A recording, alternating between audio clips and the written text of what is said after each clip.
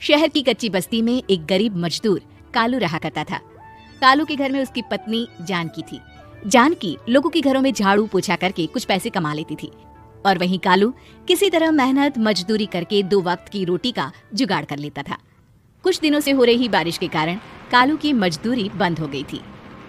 अरे जानकी, इस बार तो बरसात ने हद ही कर दी, रुकने का नाम ही नहीं ले रही। कुछ समझ में नहीं आ रहा, अगर इसी तरह काम पर नहीं गया तो 2 वक्त की रोटी का जुगाड़ कैसे होगा। अरे तुम चिंता क्यों करते हो, बारिश का क्या है, 1 आध दिन में रुक जाएगी और उसके बाद में फिर से काम शुरू हो जाएगा। अरे 3 दिन तो हो गए, बरसात तो रुक ही नहीं रही है और आगे भी रुकने के कोई आसार नहीं दिख रहे। तो क्या हुआ, तुम्हारा काम बंद हुआ है ना। मैं तो अभी भी लोगों के घर झाड़ू पोछा करने जाती ही हूँ। मेरे पगार से कुछ दिन तो निकल ही जाएंगे। अरे घर का खर्चा तो हम किसी तरह चला लेंगे जानकी, लेकिन ये जो छत टपक रही है इसका क्या करेंगे। ये बात तो आपकी सही है।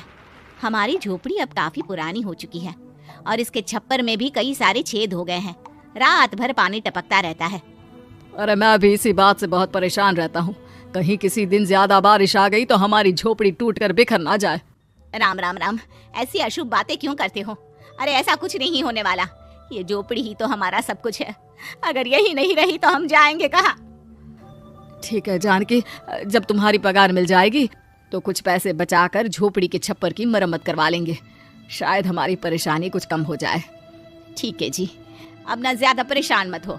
ये लो खाना खा लो और सो जाओ, सुबह मुझे भी जल्दी काम पर जाना है। जानकी और कालू अपनी झोपड़ी में सो गए। रात को अचानक से बहुत तेज बारिश शुरू हो गई।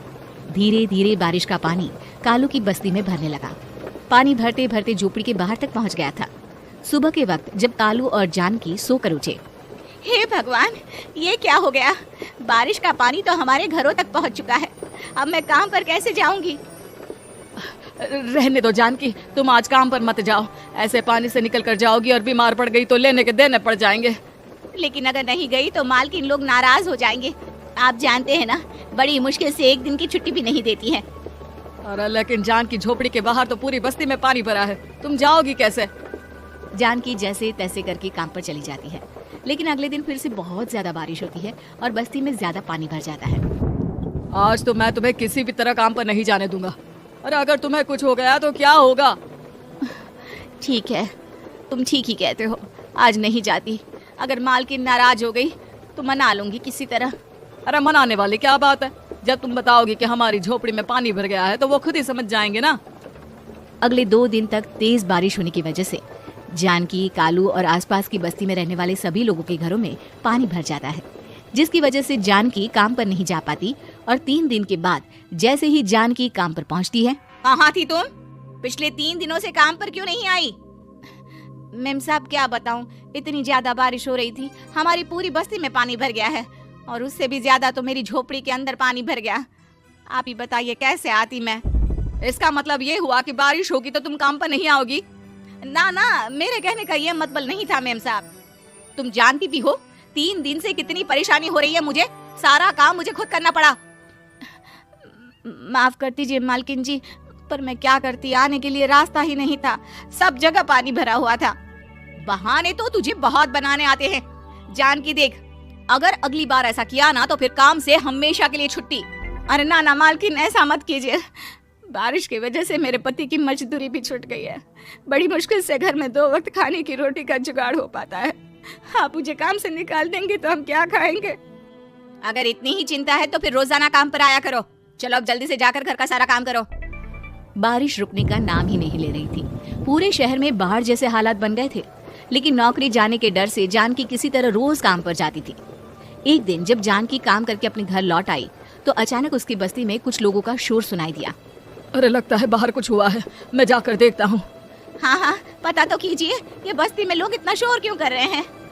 बाहर जाकर कालू ने एक आदमी से पूछा, अरे क्या हुआ भाई, इतना शोर क्यों मचा रहा है। अरे क्या बताए भैया, अपनी बस्ती के बाहर एक पुल टूट गया है और वहाँ पर एक कार फंसी है। थोड़ी देर में अगर किसी ने नहीं बचाया ना तो वो कार पानी में बह जाएगी। ये क्या कह रहे हो भैया, कार के अंदर कोई है क्या। हाँ, कोई औरत बैठी है, अकेली है, बहुत रो रही है बेचारी, मदद के लिए बुला रही है। अरे तो हमें जाकर उनकी मदद करनी चाहिए ना। अरे लेकिन इसमें बहुत खतरा है, हमें अपने आप को बचाना चाहिए। पानी कभी भी हमारी बस्ती की तरफ आ सकता है। अरे तुम्हें नहीं चलना तो मत चलो, लेकिन मैं तो जाकर उस औरत की मदद जरूर करूंगा। कालू उस जगह पर पहुंचता है जहां वो औरत कार में फंसी हुई थी। वहां पर पानी का बहाव बहुत तेज था और सारा पानी कालू की बस्ती की तरफ ही आ रहा था। कालू ने एक बड़ी सी रस्सी को पेड़ से बांध दिया और दूसरे सिरे को कार की तरफ फेंक दिया और उस औरत को रस्सी के सहारे बाहर आने के लिए कहा। तभी वहां जानकी भी दौड़ती हुई आई। अरे ये तो मेरी मालकिन है जिनके यहाँ मैं काम करने जाती हूँ। और मैडम जी आप डरिएगा मत, आपको कुछ नहीं होगा। आपकी गाड़ी को भी मैंने रस्सी से बांध दिया है। थोड़ी देर में पानी का बहाव कम हो जाएगा, फिर हम आपकी कार को भी बाहर निकाल लेंगे। क्या तुम जानकी के पति हो? हाँ हाँ, जानकी मेरी ही पत्नी है, आपके यहाँ काम करती है ना। लेकिन मेम साहब आप यहाँ पानी में कैसे फंस गई? अब क्या बताऊं, मैं अपनी सहेलियों के साथ पिकनिक पर गई थी, वहीं से लौट रही थी। अचानक पानी का बहाव तेज हो गया और मेरी गाड़ी फंस गई। अरे कोई बात नहीं मालकिन, अब ना आप बिल्कुल सुरक्षित हैं। मैं तो बहुत बुरी तरह डर गई थी। कब से मदद के लिए चिल्ला रही थी, लेकिन कोई मेरी मदद के लिए नहीं आया। भला हो तुम्हारा पति का जिसने मेरी जान बचा ली। लेकिन जानकी, मैंने तुम्हारे साथ बहुत गलत व्यवहार किया। इतने खराब मौसम और बाढ़ में भी तुम्हें काम पर आने के लिए कहा, नौकरी से निकालने की धमकी भी दी, और तुमने मेरी जान बचाई। मुझे माफ कर दो।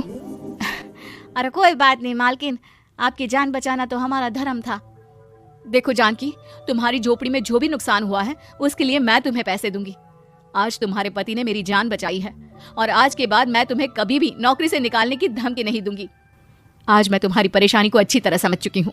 हम जैसे पैसे वाले लोगों के लिए अपने घर में बैठकर बारिश का मजा लेना बहुत आसान है, लेकिन तुम गरीब लोगों के लिए बाढ़ और बारिश काफी परेशानी खड़ी कर देते हैं।